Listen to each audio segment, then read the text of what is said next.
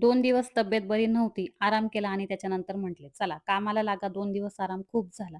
2 दिवसापासून खूप जास्त चक्कर येत होती. काही करण्याची इच्छा होत नव्हती. Body pain. मला असं वाटतं सध्याचं बदललेलं वातावरण, पण त्याचबरोबर बघा ती छान अशी तयार झाली होती. बऱ्याच दिवसानंतर साडी वेअर केली होती. आज मी आईची साडी मागून गेली होती. आईचं बऱ्याच दिवसापासून चालले माझ्या सर्व साड्या घेऊन जा म्हणून. मी काही आता अशा साड्या वेअर करणार नाही. पण त्यातल्या त्यात म्हटले, "नाही, आजचा कार्यक्रम आहे." खूप दिवसापासून छान असा याच्यावरती ब्लाउजसुद्धा आहे. छान अशी डिझाइन, सिंपल साडी. बऱ्याच दिवसांची इच्छा होती वेअर करायची. तर छान अशी पूजा सुद्धा झालेली होती. तर आज छोटीशी पूजा होती घरामध्ये. आता पुढे जाऊन जसे-जसे दिवस जातील तसं तुमच्यासोबत शेअर करेलच. पण आज काही पूजेविषयी जास्त शेअर केलेलं नाही. पण त्याचबरोबर तब्येत खराब आहे. मी म्हटलं की चक्कर येते, तर तोच प्रॉब्लेम चालू होता म्हणून थोडंसं साखर पाणी पिलं आणि त्यानंतर पुढे पूजा झाली.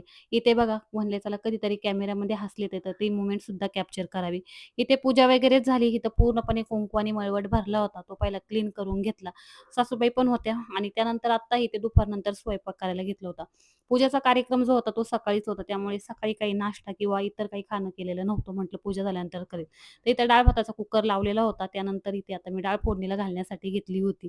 तर मी म्हटलं, की हळू तुमच्यासोबत काही गोष्टी आहेत तर त्या शेअर करील, पण आज नाही. तर त्याच्यामुळे आणि आता इथे एक साईडला सासूबाईंनी भाकरी करायला घेतली होती आणि सध्या थंडीचं वातावरण आहे, पण मध्येच इतकं जास्त गरम होतंय. मलाच एकटीला होते, की सर्वांना होते माहीत नाही, पण असं वाटतं तब्येत बिघडल्यामुळं. भाजी काय करावी म्हटलं तर ग्रीन पीस होते. ओल्या वाटाण्याची मी इथे केली होती शाकभाजी. तर इथं सर्व भाज्या घालून घेतल्या. त्याच्यामध्ये जे रेग्युलर मसाले असतात आपले ते सर्व घालून घेतले. घरातलं वाटण घातलं. त्यानंतर ग्रीन पीस, इथे वांगीसुद्धा कट करून घालून घेतली आणि बटाटासुद्धा घालून घेतला. एक साईडला डाळ सासूबाईंनी एक साईडला भाकरी करायला घेतल्या होत्या. बाकीच्या सर्व जणांना भूक लागली होती खूप जास्त, कारण सकाळचा कोणीच नाश्ता नव्हता केलेला. जेवायला 2-1 वाजले होते.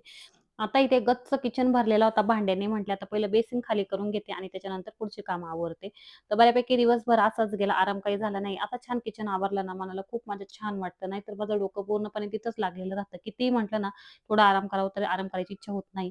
तर मला एक शूटसुद्धा करायचं होतं प्रमोशन व्हिडिओ. त्यामुळं साडीसुद्धा मी आहे तशीच ठेवून दिली होती.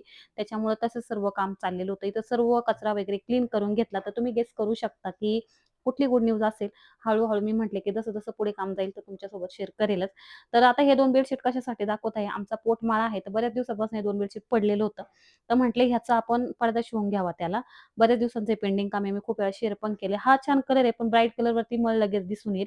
तर बऱ्याच वेळ इथं मला घुंगराचा आवाज येत होता. म्हटले आवाज कसला येत होता? बाहेर येऊन पाहिलं, तर इथं जे उंट होतं त्याच्यावर त्याचा घुंगरांचा आवाज सुटला होता. बाहेर येऊन पाहिलं. पण आरवी झोपलेली होती, त्यामुळे आरवी ह्याचा आनंद घेऊ शकत नव्हती. तर असा दिवस बघा, चेहरा पूर्णपणे थकून गेला होता. इच्छा नव्हती. पुढे काही करावं वाटत नव्हतं आणि आता पुढे लागले स्वयंपाकाला. तर चला व्हिडिओ पाहिली असेल पूर्ण तर लाईक करायला विसरू नका आणि जाता-जाता तेवढं सबस्क्राईब पण करून भेटूया पुढच्या नेक्स्ट व्हिडिओमध्ये. तोपर्यंत बाय बाय.